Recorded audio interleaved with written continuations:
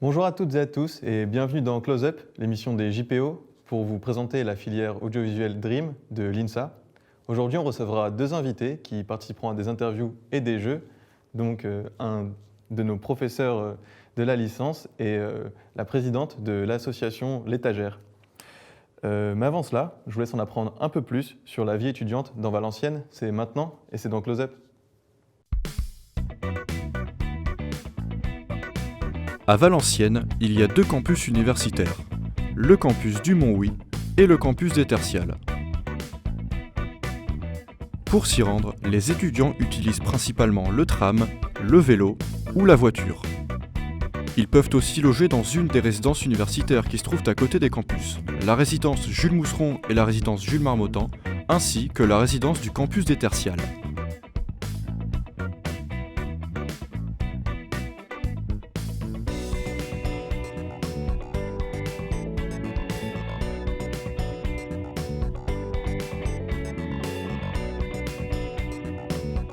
Les restaurants universitaires accueillent les étudiants pendant la pause de midi, sur le campus du Mont-Huy et au campus des Tertiales.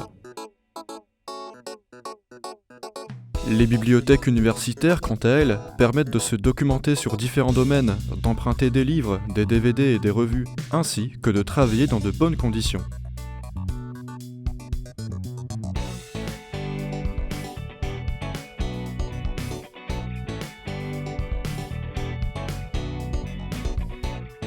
Pendant les pauses, de nombreux lieux de détente permettent de relâcher la pression des cours l'espace d'un café. Une fois les cours terminés, direction le centre de Valenciennes. Le centre-ville de Valenciennes est un lieu où l'on peut se balader, visiter, faire du shopping, des rencontres et sortir entre amis. On y trouve toujours quelque chose à faire.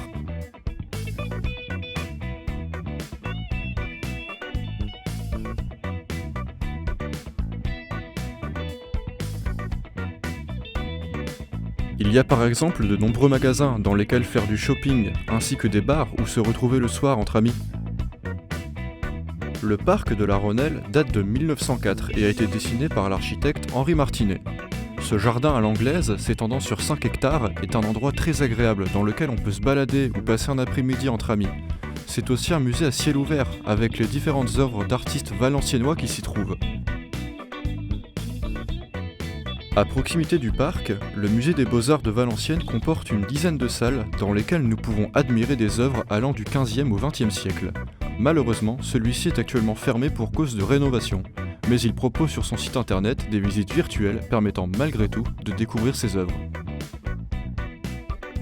Non loin de là se trouve le Phénix, c'est la scène nationale de Valenciennes, créée en 1998. Le cinéma Gaumont, quant à lui, est situé au cœur d'une zone de loisirs, non loin du centre, et possède 15 salles dont une 4DX. En face du cinéma se trouve le Satellium, un lieu où l'on trouve 24 pistes de bowling, des tables de billard, des bornes d'arcade, ainsi que 2 restaurants, de quoi s'amuser et se restaurer entre amis. Les différentes associations étudiantes sont aussi là pour rythmer la vie des étudiants. Elles organisent divers événements comme des soirées d'intégration, des concours de création et bien d'autres. Et on est de retour dans Close Up, l'émission des JPO. On accueille tout de suite notre premier invité pour la première interview.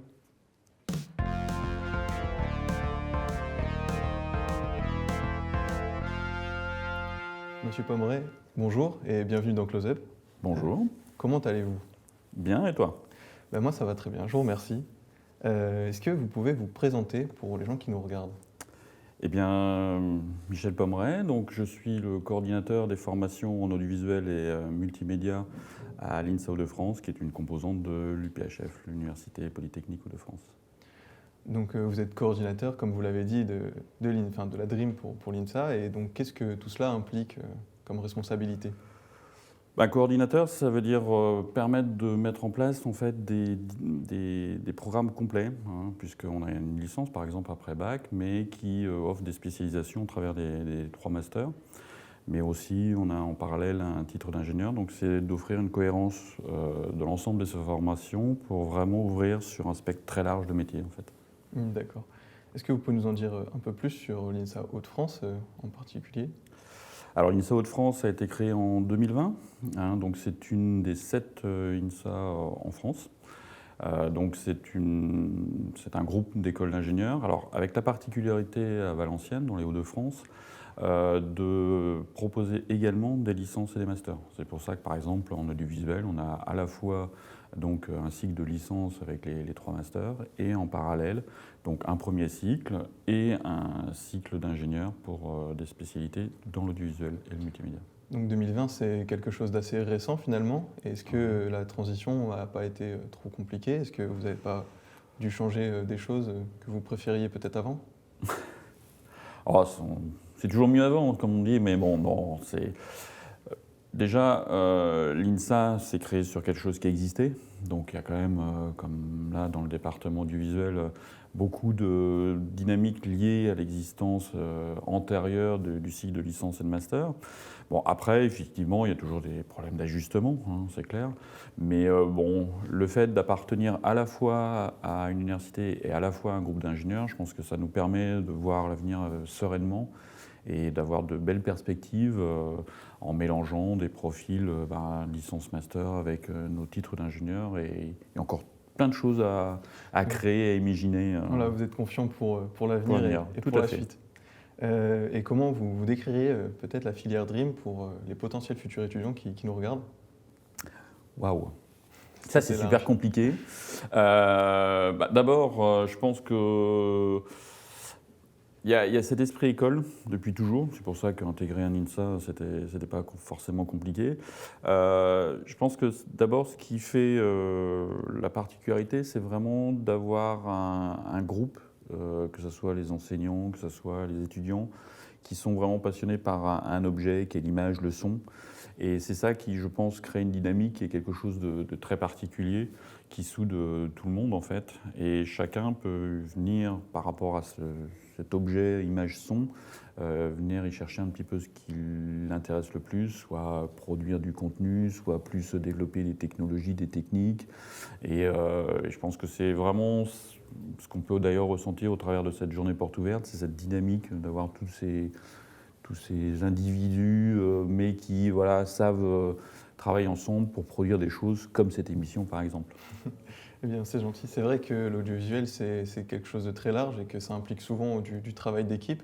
C'est un peu aussi ce qui est développé ici au cours de nos années, de savoir travailler ensemble. Tout à fait. Est-ce que vous pouvez rappeler peut-être à nos spectateurs quelles sont les formations disponibles ici, comme vous avez déjà commencé à le faire un peu? Alors, bon, il y a la licence, accessible à partir du bac, sur Parcoursup, donc un cycle de 3 ans, donc très général sur toute la partie audiovisuelle, donc avec beaucoup aussi de travaux pratiques et de projets, alors progressifs sur le cycle, mais avec vraiment la volonté d'ouvrir surtout du son, de l'image, un peu d'informatique, enfin des parties plus scientifiques, pour préparer à une spécialisation au travers des masters. Et on a 3 grands masters aujourd'hui. Donc on a le parcours post-production, sur tout ce qui est effets spéciaux, donc un mélange d'images naturelles et d'images de synthèse, mais aussi la partie son qu'il ne faut pas oublier, qu'on cherche à développer encore. Donc tout ce qui est post-production, son à l'image, parce que bon, la musique c'est quand même un monde un peu particulier. Après, on a tout le master production, donc qui offre vraiment, en fait, c'est vraiment de la gestion de projets audiovisuels, et au sens là aussi large. Il ne faut pas avoir que la télé, c'est aussi faire des produits pour les entreprises, mais aussi, là on le voit encore aujourd'hui, des produits plus interactifs, nouveaux médias. Donc avec des capacités techniques, c'est notamment ce qui est acquis au travers de la licence, et puis tout ce qui est management, donc des aspects humains, des aspects financiers, des aspects de droit. Et puis enfin, on a le parcours ISIS, qui est un parcours plus pour développer des dispositifs, des systèmes, faire un peu de programmation, faire du réseau, traiter des signaux, et qui donc a donné naissance à un parcours d'ingénieur, puisque tous les étudiants étaient ingénieurs en sortant de là, donc on s'est dit pourquoi pas faire un parcours ingénieur, donc qui ouvre là en 2022. Donc voilà, un parcours ingénieur qui ouvre, n'hésitez pas si cela vous intéresse. On peut voir que c'est quand même très large finalement, tout ce qu'on peut faire dans cette filière. C'est peut-être aussi ce qui en fait sa richesse. Sûrement. Et tu parlais là de savoir un peu ce qui faisait les spécificités. C'est aussi par rapport à d'autres écoles peut-être dans le domaine, de mélanger ces profils aussi variés. J'ai évoqué la technique très très pointues, tout comme la gestion de projet, la création de contenu, des choses comme ça. Et c'est vrai qu'on trouve peu d'écoles qui mettent tous ces étudiants en même temps à essayer de travailler ensemble et à faire des projets ensemble.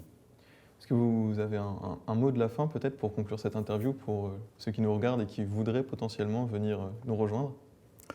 C'est déjà de nous rejoindre pendant la journée porte ouverte, hein, parce que je pense qu'on découvre beaucoup de choses, et notamment qu'on n'est pas une fac, mais vraiment autre chose. Hein. Les étudiants ici font aussi, plus que d'être simplement dans un amphi à 150 à écouter un prof en bas. Je pense que ça, c'est le plus important, de venir voir toujours les formations pour se rendre compte de ce que c'est. Et puis, on est vraiment là pour les accueillir toute la journée. Eh ben, merci beaucoup pour toutes ces informations et pour vos réponses. Et vous ne nous quittez pas tout de suite, vous allez rester avec nous pour participer au jeu qui aura lieu après. Avant ça, je vous laisse une petite présentation sur les échanges possibles dans la filière. C'est maintenant et c'est dans Close Up.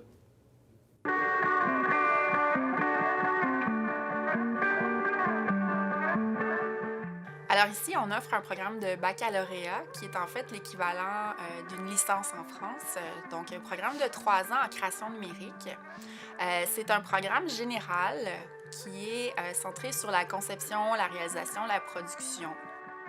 Je suis des cours tels que storyboarding, dessin conceptuel, design numérique, graphisme et aussi design de jeux 3D. Alors moi, ce que j'ai choisi comme cours à l'UQAT, c'est le cours de montage, théorie du cinéma. J'ai pris aussi histoire de l'art, tout ça, donc j'ai pu faire beaucoup de projets lors de ces cours, notamment j'en ai au moins 5 ou 6 courts-métrages. On fait énormément de projets parce qu'on bosse beaucoup, l'ambiance s'y prête. On a vraiment envie de passer du temps dans cette fac. Moi en tout cas j'aime beaucoup cette salle notamment. Par semaine, j'ai environ 15 heures de cours. Et à côté, je travaille beaucoup, donc tous les soirs, voire des journées entières, dépendant des projets. Et on est souvent amené à venir travailler à l'université pour travailler en équipe, pour utiliser aussi les laboratoires informatiques, notamment en 3D. Ce qui est bien, c'est que l'université est ouverte 24 heures sur 24, 7 jours sur 7. Et on a aussi un service de prêt de matériel qui est plutôt pas mal, donc qui permet aux étudiants en fait de louer sur place tous les équipements, donc de louer les caméras, kit d'éclairage, kit de son, tout ce qu'il faut pour réaliser les projets. Je sais par exemple qu'il y a la salle fond vert qu'on va pas mal exploiter là dans le cours d'After Effects au 2e semestre. Le bistrot, the place to be quand t'as qu'une demi-heure de pause le midi et que du coup tu dois manger vite. Très bien. Il y a une salle de sport, il y a du volley, du badminton, n'importe quoi. Il y a quelques sports qui sont disponibles, mais c'est vraiment cool d'en profiter. Alors, par rapport à la France, ce qui change beaucoup ici, je pense que c'est surtout le climat. Autant au sens propre, dans le sens où le climat est assez frais, mais aussi en fait le climat en cours, les professeurs sont beaucoup, je trouve, plus à l'écoute et sont beaucoup plus proches de nous, on les tutoie. Ils sont disponibles, ils sont accessibles. Ils ne sont pas là pour nous rabaisser, au contraire, en fait. Ils nous poussent vers le haut et là-dessus, c'est vraiment positif. Il y a quelqu'un qui t'écoute et qui sait vraiment ce que tu fais et qui n'est pas juste là à corriger des copies ou corriger un examen ou t'aider en TP. Où ça donne plus envie de se tirer vers le haut. Ça tire vers le haut cette fac et c'est vraiment bien.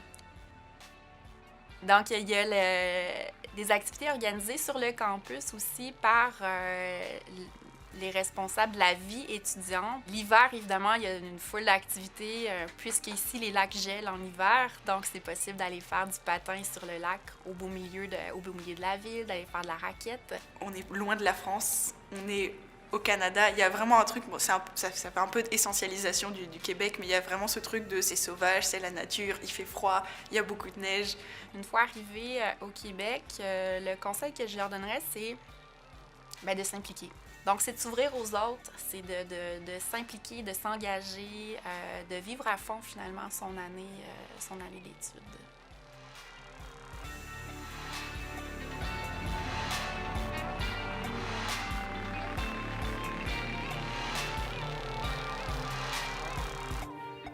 Et nous voilà de retour dans Close Up, l'émission des JPO, de bien belles images qui pourraient, pourquoi pas, vous donner envie, à vous, de voyager aussi. On accueille une nouvelle invitée sur le plateau, Julien, et on enchaîne tout de suite avec le jeu.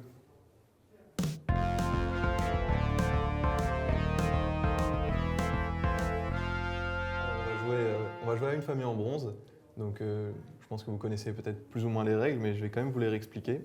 Je vais vous poser une question, vous allez me répondre jusqu'à ce que vous vous trompiez, et quand vous vous trompez, bien sûr, on passera la main à votre adversaire qui essaiera, lui, de trouver le reste des réponses.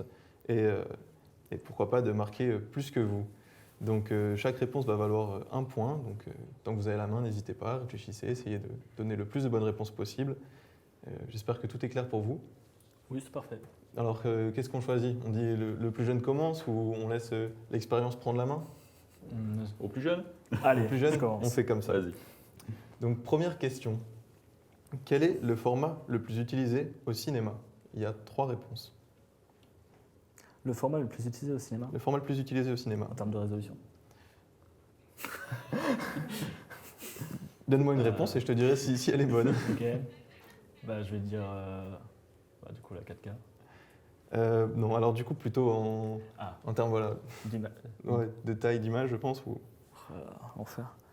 le ratio, si tu préfères. Ouais, le ratio, c'est du 2,35. 2,35 Ouais. Malheureusement, c'est pas dans la liste. Ah pardon, si, alors excuse-moi, c'est parce qu'on l'a noté comme cinémascope. En n'étant pas spécialiste de l'image, je Oui. l'avais pas, mais alors Oui, bien c'est sûr, 2,35, finalement, ok. cinémascope, d'accord. Est-ce que Ok. tu en as un autre? Le 4 tiers Le 4 tiers, effectivement, et il en Ok. reste un dernier. et le 16,9. Le 16/9, c'est ça, voilà. Ok. Bon, mais tu les as tous, tu vois, comme Ok, quoi. ça va. Ouais, désolé, hein, pour pas ressentir Il y a le bon aucun mot tout de problème. suite. Bon, deuxième question, pour vous, Monsieur Pommeret, peut-être l'occasion de remonter cette petite avance qui a été prise. Quel est le plus grand studio de production d'Hollywood? Vous avez 5 réponses. Le plus grand. Gaumont? Le plus grand studio de production De d'Hollywood. production, oui. Ouais. Pardon. Les noms ne me reviennent pas. Il y en a 5, la liste est assez grande. Si vous n'avez ouais. pas le meilleur, c'est pas plus grave. Je ne vais pas vous presser, mais il va me falloir une réponse. Ouais, non. Après, Hollywood, La je sais Warner pas. ou... Voilà, exactement. Par exemple, la Warner, qui est le studio, le plus grand studio d'ailleurs. Donc, Ah bon, voilà. Et vous en avez peut-être un autre, Universal après américain. ou... Universal, qui est dans la liste aussi, ou la effectivement. MGM?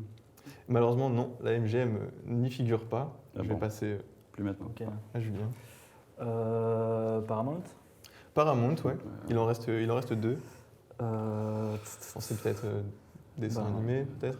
Oui, Disney. Disney, ouais. Voilà, Walt Disney, effectivement. Désolé pour vous, c'est pas encore votre tour. Il monsieur. y en reste un du coup. Et il en reste un Ben. dernier, ouais. Je dirais Columbia Pictures. Non, malheureusement, dommage. c'est pas Columbia. Est-ce que vous l'avez peut-être? Sinon, je vais être obligé de donner la réponse. Un dernier, parce que les studios parmi les majeurs. Comment?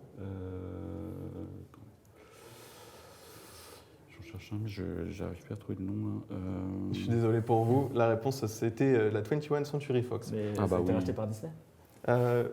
Mais- eh bien, peut-être, je te dirais. Bon, on continue. Donc là, c'était Monsieur Pommeret qui avait la main. Je te la donne, Julien. Ok. Quel est le métier le plus populaire dans le domaine du cinéma? Le plus populaire. Ouais. Réalisateur. Réalisateur, oui, qui est dans la liste, effectivement. Il y en a 5 autres. Acteur. Acteur aussi, tout à fait. Directeur de la photographie.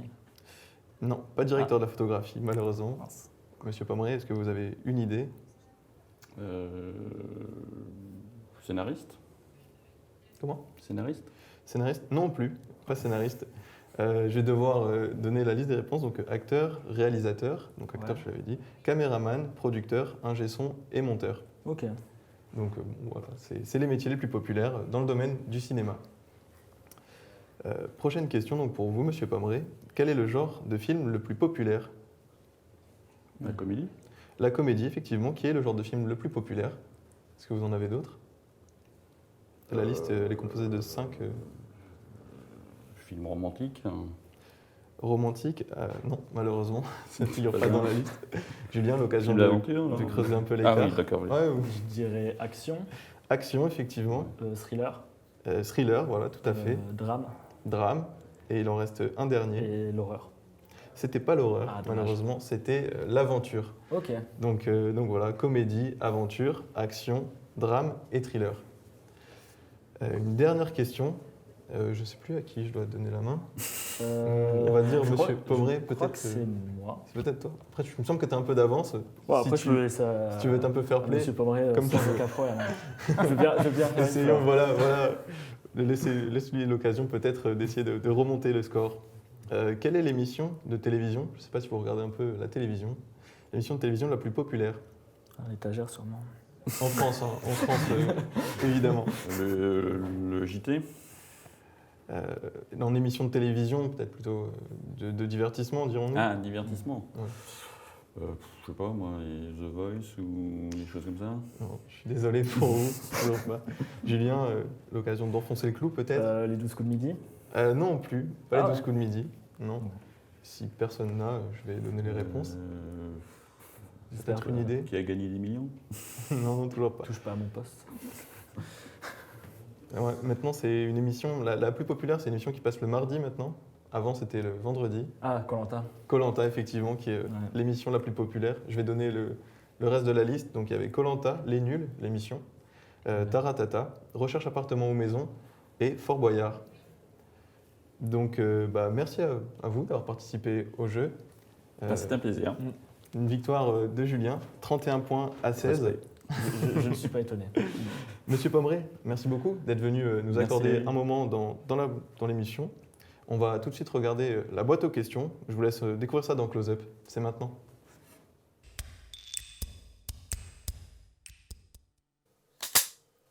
C'était parfait. C'est clair. Comment ça va? Ça va. On est prêt pour le projet Oui, très bien. et on vous attend. C'est une bonne question, c'est qui je suis. De mon côté, je m'appelle Samy Gacon, je suis le chef de projet de Staraxia. Moi, c'est Simon Nowakowski et je suis directeur de production du projet Staraxia. C'est quoi Staraxia? Staraxia, c'est une exposition numérique interactive qui invite le spectateur dans un voyage onirique et contemplatif. C'est un mélange de mapping vidéo, d'illustrations 2D, 3D, des créations sonores. On a tout créé nous-mêmes. C'est quoi un MGPR? C'est management de projet. Donc, en gros, c'est un cours qui nous apprend à diriger un projet et à comment le gérer, depuis la création aux idées, en passant par le financement, gérer les équipes. Mais comment mener un projet à bien, si on devait le résumer? Plutôt master prod, post prod ou ISIS. Alors de mon côté, je suis plus dans la post prod. Moi, je suis en prod. Et ensuite, on a aussi 4 étudiants avec nous qui sont en Master ISIS. Dans notre équipe, on a tous les profils, que ce soit des prods, des post-prod, des ISIS. C'est ce qui fait de nous une équipe assez complète. Où est-ce qu'on peut voir votre projet? Eh bien, on est situé justement au même étage que l'émission. On est au niveau du plateau son, donc la salle 002. Donc on vous invite vraiment à venir voir notre projet et puis voilà, venez en groupe parler de notre projet sur les réseaux sociaux. On a tout un site internet aussi pour le découvrir si vous souhaitez. Pouvez-vous retracer votre parcours scolaire? Après le lycée, j'ai commencé par faire des études en maths informatique. Oui, je ne t'ai pas tout dit.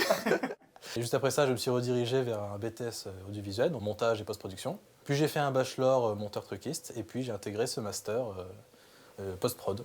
J'ai fait bac scientifique, une licence audiovisuelle et du coup maintenant master production audiovisuelle à DREAM, à l'Université Polytechnique de Valenciennes. Comment se déroule une année de Master 2? De façon officielle, très très bien.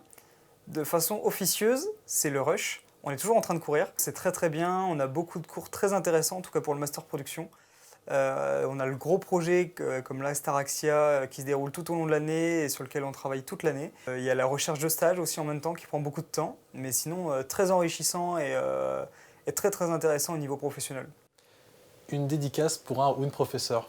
Monsieur Renan et Monsieur Renan Mourant et Monsieur Jean-Marc Lobin.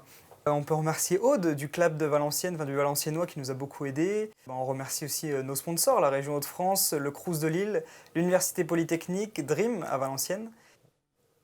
Quel est votre film préféré? Pendant très longtemps, c'était Cloud Atlas, pour le découpage de l'histoire et la symbole qu'il y a à travers les époques. Intouchable, un classique, mais un classique français, pour moi, un très beau film. Du coup, merci beaucoup. On espère vous retrouver très nombreux et nombreuses pour le projet Staraxia. Donc pour rappel, on est au plateau son, salle 002, donc au même étage que l'émission. Venez découvrir notre projet, venez visiter notre site internet si vous n'avez pas l'occasion d'être là en présentiel. Et puis voilà, on a très très hâte de vous faire découvrir notre projet. Et puis voilà, on vous attend nombreux. Merci beaucoup. Et puis à bientôt. Club de fin. Et on est de retour dans Close Up, l'émission des JPO. On continue tout de suite avec la deuxième interview de notre deuxième invité.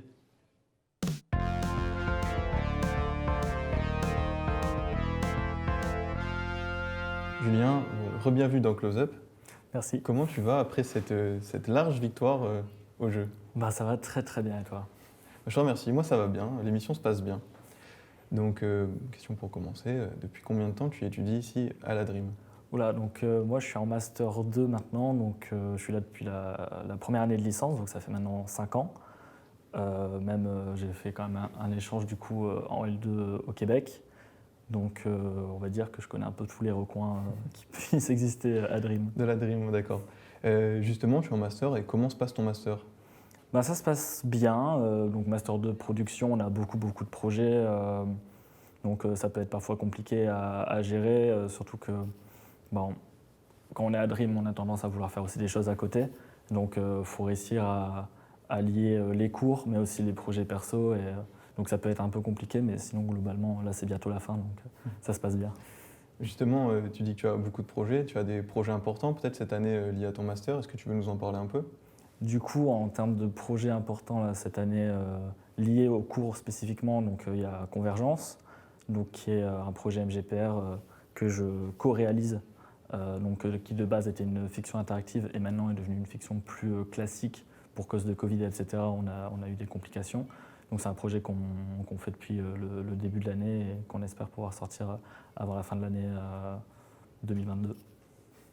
C'est vrai qu'on n'en a pas encore parlé, mais le Covid, c'est quelque chose qui a pas mal freiné le milieu de l'audiovisuel. Je pense que, j'espère que ça t'a pas trop ralenti dans tes projets. Peut-être tu peux en parler un peu ou... Bien sûr, ça nous a ralenti dans des projets. J'avais fait une web-série avec un ami où on a eu une pause de 6 mois de production avec le Covid. Je pense qu'on en parlera un peu plus tard, mais avec l'étagère notamment, du coup... on a eu aussi quasiment une saison entière à distance. Et c'est toujours plus de précautions, donc c'est toujours plus de contraintes et toujours cette peur de, ça se trouve, on va devoir annuler au dernier moment s'il y a une personne positive ou cas contact, parce qu'on préfère ne prendre aucun risque sur les tournages parce que il y a la vie de personnes en jeu, donc on fait super attention. Bien sûr, et je profite qu'on aborde le sujet pour justement dire qu'on s'est fait tester et c'est pour ça qu'on se permet de retirer nos masques pour l'émission. Tu as commencé à parler de l'étagère, justement. Qu'est-ce que c'est l'étagère? Présente-nous, introduis ton association. Du coup, l'étagère, c'est une émission hebdomadaire qu'on fait du coup ici à Dream, sur le même plateau sur lequel on est là, avec une déco un peu différente, tout ça.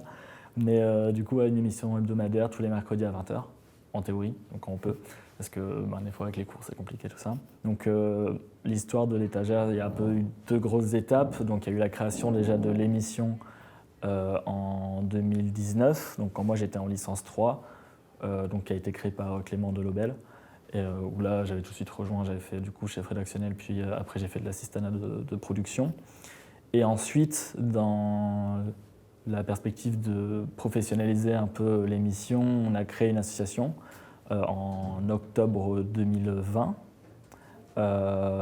Du coup, donc là, ça nous a permis ensuite de faire des demandes de subventions, etc. pour financer notre émission. Donc Clément avait pris la présidence et moi, du coup, je suis... ça va faire 1 an que je suis président de l'association depuis janvier. D'accord. Et donc c'est des missions hebdomadaires que vous tournez à la fac. Est-ce qu'on peut rejoindre l'étagère? Bien sûr, l'étagère, c'est vraiment ouvert à tout le monde. Donc il y a un noyau un peu qui reste tout le temps, donc le bureau et certaines personnes qui sont là depuis le début. Mais le but vraiment, c'est que les étudiants et les étudiantes puissent s'investir dans un projet audiovisuel régulier. Donc c'est pour ça aussi qu'on veut cet aspect hebdomadaire, c'est que en fait, les équipes techniques changent toutes les semaines. Donc si une semaine on n'est pas disponible, on peut venir la semaine d'après. Et aussi, si on est dispo tout le temps, faire un rôle sur une émission, puis la semaine d'après changer. Donc ça permet vraiment de découvrir des choses.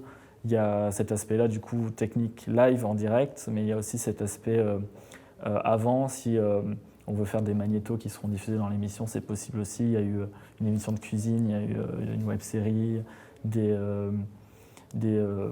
magnétos plus culturels, etc. Enfin, vraiment, le but, c'est que l'étagère, ça soit un canevas pour les étudiants et les étudiantes afin de pouvoir pratiquer au maximum l'audiovisuel. Ce qui veut dire finalement, c'est quelque chose de très ouvert et puis c'est la volonté peut-être d'accompagner aussi tout le monde pour essayer de créer quelque chose, un produit. Donc si vous avez envie, n'hésitez pas à proposer quelque chose. Je pense que c'est assez ouvert. Et puis si vous voulez vous essayer aux différents métiers de l'audiovisuel, alors c'est peut-être une belle porte d'entrée aussi. Est-ce que tu as quelque chose dont tu aimerais nous parler, toi plus particulièrement, dans peut-être tes projets perso ou... Dans mes projets perso, en ce moment, on a du coup N'en parle pas, qui est un film réalisé par Marine Vanlerberg, qui commence à être diffusé un peu partout, où il devrait avoir une projection ici sur le campus le 24 février normalement. Et ensuite, là, tout récemment, j'ai co-réalisé un film pour le Nikon Film Festival avec Lisa, donc qui sort là le 1er février sur les plateformes du Nikon Film Festival, qui s'appelle Havre, et qui traite des violences homophobes. Donc je vous invite à regarder, à voter pour le film. Eh bien, est-ce que tu as peut-être des réseaux que tu aimerais communiquer pour qu'on puisse justement suivre tous ces projets qui arrivent? Du coup, sur YouTube, l'étagère, faut pas oublier le l'apostrophe. Sur Instagram, @l'étagère TV, et sur Facebook, pareil, @l'étagère TV. Et globalement, c'est ça mes réseaux, pour l'émission. Sinon, moi, c'est Julien HMP sur Instagram, je fais un peu de photos, etc. Eh bien, n'hésitez pas, voilà, je pense que c'est important de soutenir et puis de regarder. Tu as l'air d'être quelqu'un d'assez investi dans ce que tu fais et ça nous fait plaisir. Merci d'être venu nous répondre à nos questions. Merci pour le temps que tu nous as accordé et pour la sincérité de tes réponses. Malheureusement, vous l'aurez peut-être compris, c'est la fin de cette première émission, mais ce n'est pas encore la fin de Close Up. On se retrouve à 14h pour la deuxième émission avec cette fois 2 nouveaux invités, à nouveau des interviews, à nouveau un jeu et l'occasion d'apprendre toujours un peu plus sur la filière audiovisuelle Dream de l'INSA. Je vous souhaite une bonne journée et à très vite dans Close Up.